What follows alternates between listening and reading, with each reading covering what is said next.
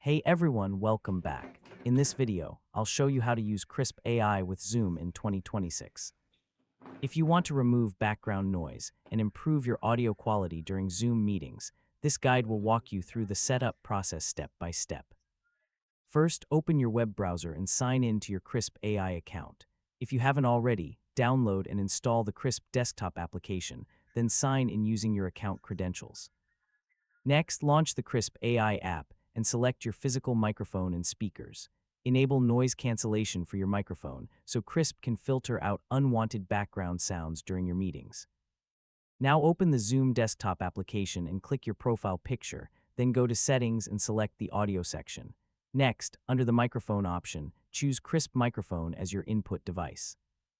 Then under the speaker option, select Krisp speaker if you're using Krisp for output audio as well. Now start or join a Zoom meeting and speak normally. Krisp AI will automatically reduce background noises such as keyboard typing, fan sounds, traffic, or other distractions while keeping your voice clear.